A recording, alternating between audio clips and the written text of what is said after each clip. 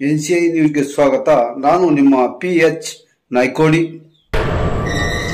ಕೊರಟಗೆರೆ ಗ್ರಾಮದಲ್ಲಿ 15 ವರ್ಷಗಳ ನಂತರ ನಡೆಯುತ್ತಿರುವ ಗ್ರಾಮ ದೇವತೆ ಶ್ರೀ ರಾಮಲಿಂಗ ಚೌಡೇಶ್ವರಿ ಅಮ್ಮನವರ ಊರ ಹಬ್ಬದಲ್ಲಿ ಭಾಗವಹಿಸಿದ ಚುಂಚನ ಶ್ರೀಗಳು. ಹಬ್ಬ ಹರಿದಿನ ಜಾತ್ರೆ ಉತ್ಸವ ನಮ್ಮ ಸಂಸ್ಕೃತಿಯ ಪ್ರತಿಬಿಂಬ. ವರದಿ ಡಾಕ್ಟರ್ KR ನೀಲಕಂಠ, ಕೃಷ್ಣರಾಜಪೇಟೆ, ಮಂಡ್ಯ.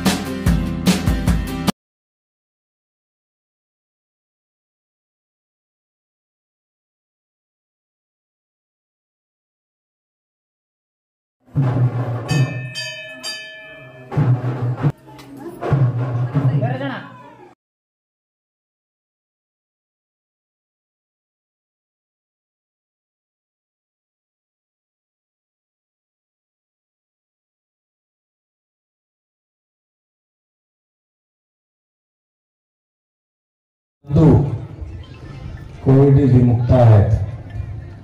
ಪ್ರಾರಂಭದಲ್ಲೇ ಬೇರೆ ಬೇರೆ ದೇಶಗಳಲ್ಲಿ ನೋಡಿದ್ವಿ, ಮೂಟೆಗಟ್ಟಲೆ ಮುಟ್ತಲೆ ಟ್ರ್ಯಾಕ್ಟ್ರಲ್ಲಿ JCBಗಳಲ್ಲಿ ಬಾಡಿಗಳನ್ನ ಎಸಿತಾ ಇದ್ದಂತಹ ಪರಿಸ್ಥಿತಿನ ನೋಡಿದ್ವಿ.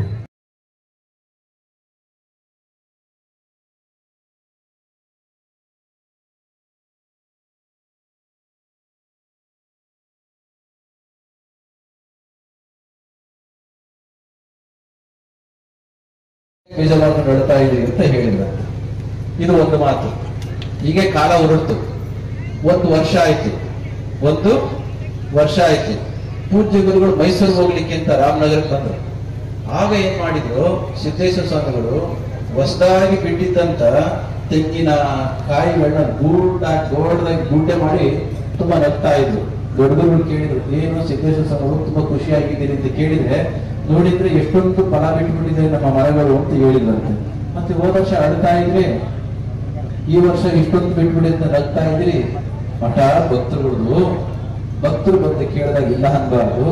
ಅವ್ರು ಬರ್ತಾರೆ, ಅವ್ರು ಎಣ್ಣೆ ಕುಡಿತಾರೆ, ಹೋಗ್ತಾ ಇರ್ತಾರೆ ಅಂತ ಈ ಮಾತನ್ನ ಹೇಳಿದ ಮಾತಿನ ಸಂದರ್ಭದಲ್ಲಿ ಯಾಕೆ ನೆನಪು ಮಾಡ್ಕೊಂಡೆ ಅಂದ್ರೆ, ಪ್ರೀತಿ ಎಲ್ಲಿರ್ತದೋ ಅಲ್ಲಿ ಬೇಕಾದೆಲ್ಲವೂ ಕೂಡ ಮನೆಗೂ ಬರ್ತದೆ, ಮಠಕ್ಕೂ ಬರ್ತದೆ. ಪ್ರೀತಿ ಇಲ್ಲ ಅಂದ ಕಡೆ ಮನೆಗೂ ಬರೋದಿಲ್ಲ, ಮಠಕ್ಕೂ ಬರೋದಿಲ್ಲ. ಅಂತಹ ಪ್ರೀತಿ ಬರಬೇಕು ಅಂತಂದ್ರೆ ಇಂತಹ ಆಧ್ಯಾತ್ಮಿಕ ಕಾರ್ಯಕ್ರಮಗಳನ್ನು ಎಲ್ಲರೂ ಕೂಡ ಭಾಗವಹಿಸಬೇಕು. ಅದಕ್ಕಾಗಿ ಇವತ್ತು ಇಲ್ಲಿಗೆ ಬಂದದ್ದಕ್ಕೆ ತುಂಬಾ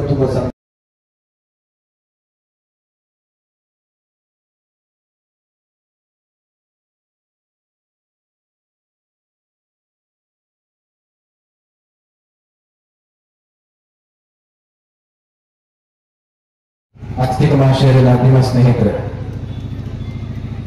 ಇದೊಂದು ವಿಶೇಷವಾದ ಕಾರ್ಯಕ್ರಮ. ಬಹುಶಃ ಇವತ್ತೇನಾದ್ರೂ ಇಲ್ಲಿ ಬರದೇ ಹೋಗಿದ್ದಿದ್ರೆ ಕಾರಣಾಂತರದಿಂದ ಅವರ ಮಿಸ್ಟೇಕ್, ಗ್ರೇಟ್ ಆಪರ್ಚುನಿಟಿ, ಒಂದು ಒಳ್ಳೆ ಅವಕಾಶವನ್ನು ಕಳ್ಕೊಂಡ್ಬಿಡ್ತಾ ಇದ್ದಾರೆ. ನಮ್ಮ ದೇಶಕ್ಕೆ, ನಮ್ಮ ದೇಶದಲ್ಲಿ ಜನಗಳಿಗೆ ಕೊರತೆ ಇಲ್ಲ.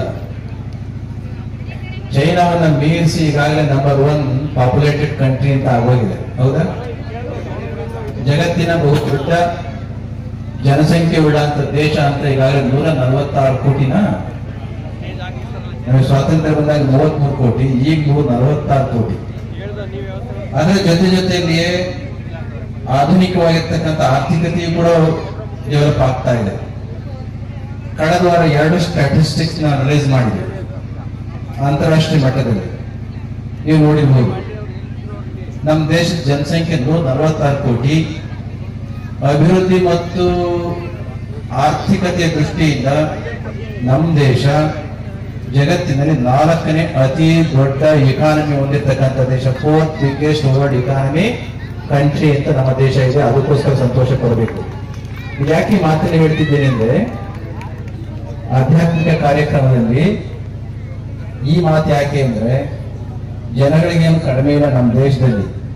ಅದ್ರ ನಿಮ್ಮಷ್ಟು ಶ್ರದ್ಧೆ, ಗೌರವವನ್ನು ಇಟ್ಕೊಂಡಿರ್ತಕ್ಕಂಥ ಜನಗಳನ್ನ ಹುಡುಕೋದು ಕಷ್ಟ. ಅದಕ್ಕೋಸ್ಕರ ಇಷ್ಟೆಲ್ಲ ಸಂಖ್ಯೆ ಇರ್ತಕ್ಕಂಥ ನಾವು ಭಕ್ತರು ಇರೋ ಕಾರ್ಯಕ್ರಮಕ್ಕೆ ಬಂದದಕ್ಕೆ ತುಂಬಾ ಸಂತೋಷ ಆಗಿದೆ ಅಂತ ಹೇಳಿ. ನಮ್ಗೆ ಗೊತ್ತು,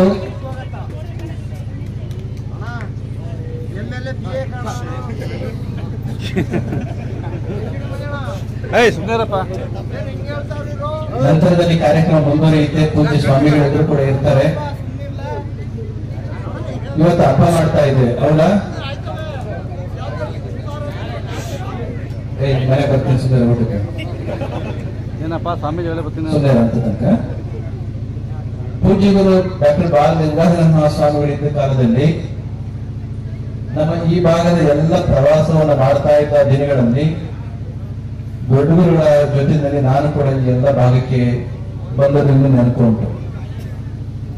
KR-ಪೇಟೆ ತಾಲೂಕು ಅಂದ್ರೆ ಪೂಜ್ಯ ಗುರುಗಳಿಗೆ ತುಂಬಾ ಬಹು ಮೆಚ್ಚಿನ ಮತ್ತು ಅಚ್ಚುಮೆಚ್ಚಿನ ತಾಲೂಕು ಕೂಡ. ಇವತ್ತು ದೊಡ್ಡ ಹಬ್ಬ, ಊರಹಬ್ಬವನ್ನು ಮಾಡ್ತಾ ಇರ್ತಕ್ಕಂಥ ಈ ಗಳಿಗೆನಲ್ಲಿ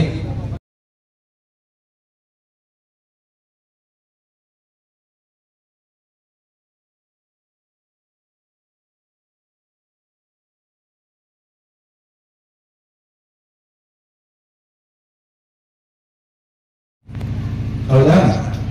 ಈ ಲೋಕ ಅಂತಕ್ಕಂಥದ್ದು ಸಾಮಾನ್ಯದಲ್ಲ, ಇದು ಪುಣ್ಯಕ್ಷೇತ್ರ. ಇಲ್ಲಿ ನಾವ್ಯಾರು? ಯಾತ್ರಿಕರು, ಪಿಲಿಗ್ರಿಮ್ಸ್, ಯಾತ್ರಿಕರು ನಾವೆಲ್ಲ. ಪುಣ್ಯಕ್ಷೇತ್ರವೇ ಲೋಕ, ನೇಮದಿಂದ ಇರಲಿಕ್ಕೆ ಎಡೆಯುಂಟು ಈ ಛತ್ರದಲ್ಲಿ. ನೇಮದಿಂದ ಅಂದ್ರೆ ಮರ್ಯಾದೆಯಿಂದ, ಮೌಲ್ಯಗಳನ್ನ ಇಟ್ಕೊಂಡು, ರೀತಿ ನೀತಿಗಳಿಂದ ಬದುಕಲಿಕ್ಕೆ ನೇಮದಿಂದ ಇರಲಿಕ್ಕೆ ಎಡೆಯುಂಟು ಈ ಛತ್ರದಲ್ಲಿ. ರಾತ್ರಿ 3 ಹೊರಡು ಎಣ್ಣೆ ತೆರಳಿರಡೆ ಕಾರು ಪ್ರತಿರೋ ಮೆಚ್ಚುವರೆ ಮಂಕುತಿಮ್ಮ. ಈ ಜಗತ್ತಿಗೆ ಬಂದ ಕಾಲದಲ್ಲಿ ಬದುಕಿನ 100 ವರ್ಷದ ಅವಧಿಯಲ್ಲಿ ಈ ಭೂಮಿಯ ಮೇಲೆ ನಾವೆಲ್ಲರೂ ಕೂಡ ಭಕ್ತಿ, ಶ್ರದ್ಧೆ, ಪ್ರಾಮಾಣಿಕತೆ, ಈ ನೀತಿ ನಿಯಮಗಳನ್ನ ಇಟ್ಕೊಂಡದ್ದೇ ಆದ್ರೆ ಇಲ್ಲಿರೋರ್ಗೂ ಚಂದ ಅನ್ಸುತ್ತೆ. ಓದ್ಮೇಲೆ ಅಂತವರಿಗೆ ಜಗತ್ತು ಗೌರವನ ಕೊಡುತ್ತೆ. ಇಂತಹ ಸಂಸ್ಕಾರವನ್ನು ಕೊಡ್ತಕ್ಕಂಥವ್ರು ಯಾರಪ್ಪ ಅಂದ್ರೆ ಮಕ್ಕಳಿಗೆ, 100 ವರ್ಷ ಬದುಕುವ ಮಕ್ಕಳಿಗೆ ಸಂಸ್ಕಾರ ಕೊಡ್ತಕ್ಕಂಥವ್ರು ನೀವು ತಾಯಿದ್ರು. ಇಂತಹ ತಾಯಿದ್ರು ಮಕ್ಕಳಿಗೆ ಸಂಸ್ಕಾರ ಕೊಟ್ಟು ಬೆಳೆಸಿದ್ದೆ ಆದ್ರೆ ಮುಂದೆ ತಾಯಂದ್ರೆ ಇರ್ತಾರೋ ಇರೋದಿಲ್ವೋ. ಆದ್ರೆ ಮಕ್ಕಳು ಮಾತ್ರ ಈ ಜಗತ್ತಿನ ಸ್ವಲ್ಪ ಕಾಲ ಇರೋ ಟೈಮ್ನಲ್ಲಿ ಅಮ್ಮಂದನ್ನು ನೆನೆಸ್ಕೊಳ್ಬೇಕು. ಜಗತ್ತು ಅಮ್ಮಂದನ್ನು ನೆನೆಸ್ಕೊಳ್ಬೇಕು ಅಂದ್ರೆ ತಾಯಂದ್ರು ಬಹು ಮುಖ್ಯ. ಅದಕ್ಕಾಗಿ ಮುಂದೆ ಕೊಡದಿರ್ತಕ್ಕಂಥ ತಾಯಂದಿರಿಗೆ ಎಲ್ಲರೂ ಕೂಡ ಧನ್ಯವಾದಗಳನ್ನ ಹೇಳಬೇಕು. ಕಾರಣ ಏನಂದ್ರೆ ಅವರು ಸಂಸ್ಕಾರ ಕೊಡ್ತಕ್ಕಂಥವ್ರು, ನಮ್ಮನ್ನ ಜನ್ಮಕ್ಕೆ ಕಾರಣೀಭೂತರಾಗಿರ್ತಕ್ಕಂಥವ್ರು. ಅಂತಹ ತಾಯಿಯ ಚೌಡೇಶ್ವರಿ ಅಮ್ಮನ ದೊಡ್ಡ ಹಬ್ಬವನ್ನು ಮಾಡ್ತಾ ಇರ್ತಕ್ಕಂಥ ಈ ಗಳಿಗೆನಲ್ಲಿ ಬೇಡ ಬೇಡ ಆದ್ರೂ ಕೂಡ ವಿಜ್ಞಾನ ತಂತ್ರಜ್ಞಾನ ನಮ್ಮ ಮಧ್ಯದಲ್ಲಿ ನುಸುಡ್ತಾ ಇದೆ. ಬೇಕೇ ಬೇಕು, ಬೇಕಾ ಬೇಡ? ವಿಜ್ಞಾನ ತಂತ್ರಜ್ಞಾನ ಬೇಕು. ಮೊಬೈಲ್ ಯಾರಿಗೆ ಬೇಡ? ಟಿವಿಗಳು ಯಾರಿಗೆ ಬೇಡ? ನಾನು ಯೂಸ್ ಮಾಡ್ತಾರೆ ಬೈಕ್ ಯಾರಿಗೆ ಬೇಡ?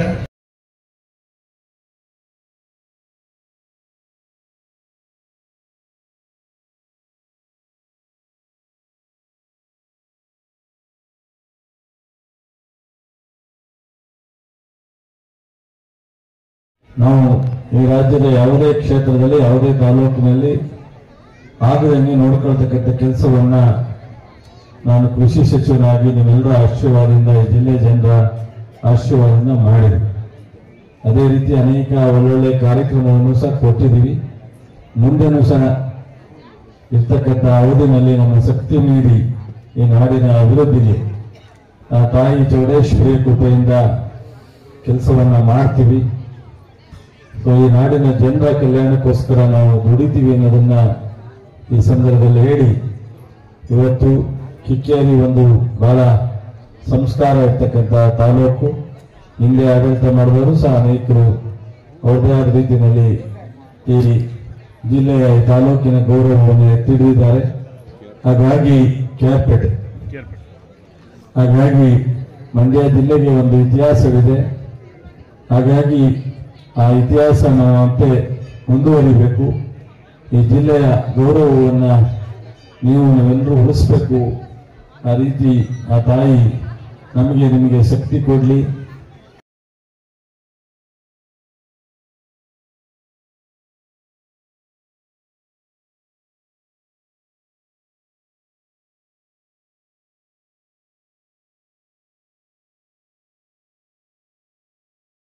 ನಮ್ಮ ರಾಜ್ಯದಲ್ಲಿ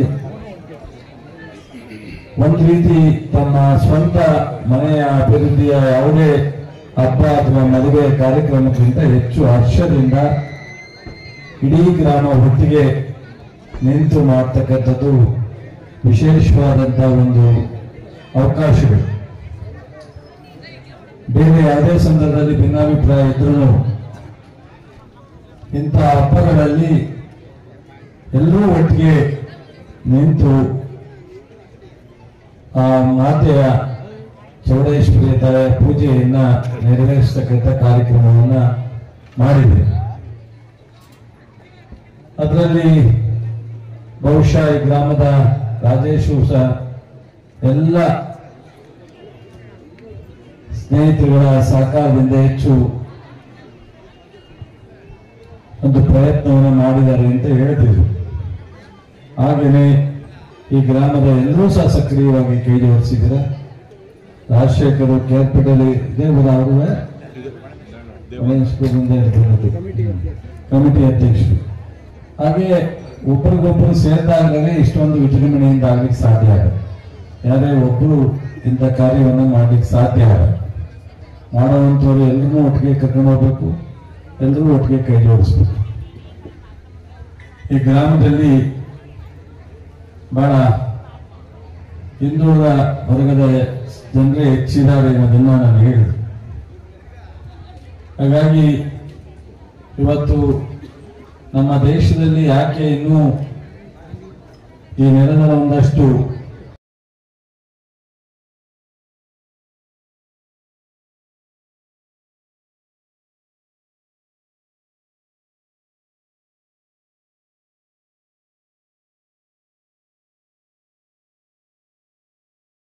ಪೂಜೆ, ರಾಮಾಯಣ, ಮಹಾಭಾರತ ಎಲ್ಲ ನಡೆದಿರ್ತಕ್ಕಂಥದ್ದು ಇಲ್ಲೇ.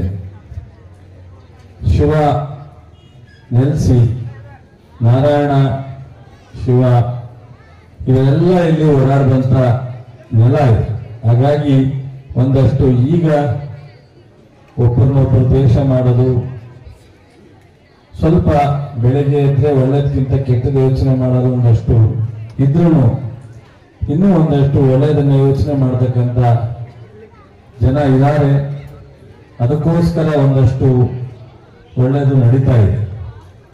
ನಾವು ಇಷ್ಟೆಲ್ಲ ಖರ್ಚು ಮಾಡಿ ನಮ್ಮ ಮನೆಯಲ್ಲಿ ನಮ್ಮ ಹಬ್ಬ ಮಾಡ್ಲಿಕ್ಕಾಗತ್ತೋ ಇಲ್ಲೋ, ಮದುವೆ ಮಾಡ್ಲಿಕ್ಕಾಗತ್ತೋ ಇಲ್ಲೋ ಮಾಡ್ತೀವಲ್ಲ, ಆ ರೀತಿ ನಮ್ಮ ಮನಸ್ಸು ಸಹ ಶಾಂತಿಯಿಂದ ನಾವೆಲ್ಲರೂ ಒಗ್ಗಟ್ಟಿನಾಗಿ ಊರಿನ ಅಭಿವೃದ್ಧಿಗೆ, ಜನರ ಕಲ್ಯಾಣಕ್ಕೆ ನಮ್ಮ ಕೈ ಜೋಡಿಸ್ತಕ್ಕಂಥ ಕೆಲಸವನ್ನು ನಾವೆಲ್ಲರೂ ಮಾಡಿದಾಗ ಇಂಥ ದೇವರ ಪೂಜೆ ಮಾಡೋದಕ್ಕೂ ಸಾಧ್ಯ ಆಗುತ್ತೆ.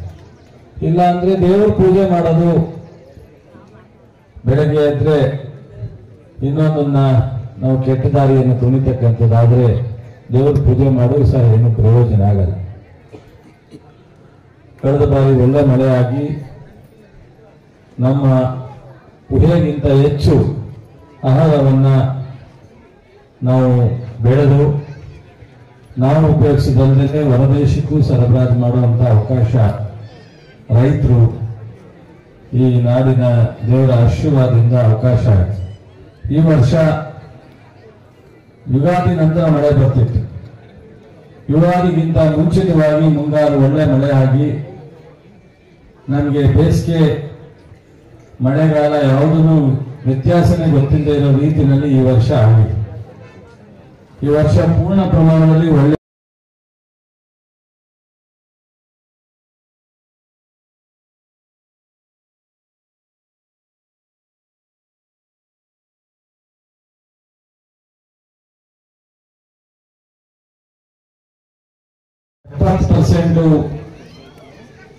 ಜನ ರೈತಾಪಿ ಜನ ಇರೋದ್ರಿಂದ, ಕೃಷಿ ಅವಲಂಬಿತ ಜನ ಇರೋದ್ರಿಂದ ಇವತ್ತು 50ಕ್ಕಿಂತ ಹೆಚ್ಚು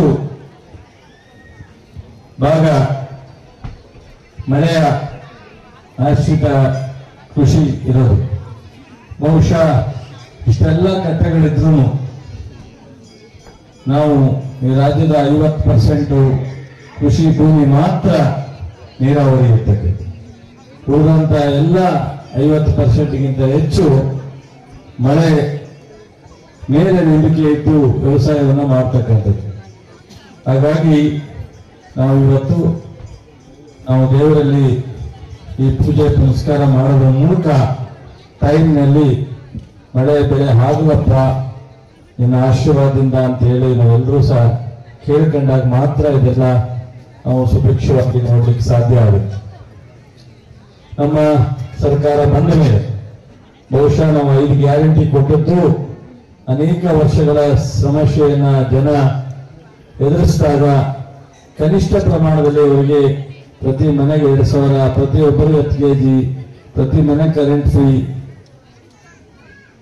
ಇವೆಲ್ಲ ಬಸ್ ಚಾರ್ಜ್ ಫ್ರೀ, ದೇವರ ದರ್ಶನ ಮಾಡೋದಕ್ಕೆ, ಇದೆಲ್ಲ ಅನೇಕ ಕಾರ್ಯಕ್ರಮವನ್ನು ಕೊಟ್ಟಿದ್ದು ಈ ರಾಜ್ಯದ ಜನ ನೆಮ್ಮದಿನಲ್ಲಿ ಅವರ ಜೀವನವನ್ನು ಸಾಗಿಸಬೇಕು ಅನ್ನೋದೇ ಕಾಂಗ್ರೆಸ್ಸಿನ ದೇವೋದ್ದೇಶ. ರಾಹುಲ್ ಗಾಂಧಿ ಅವರಿರ್ಬೋದು, ಖರ್ಗೆ ಅವರಿರ್ಬೋದು, ಸಿದ್ದರಾಮಯ್ಯ ಅವರಿರ್ಬೋದು, ಡಿ ಕೆ ಶಿವಕುಮಾರ್ ಅವರಿರ್ಬೋದು,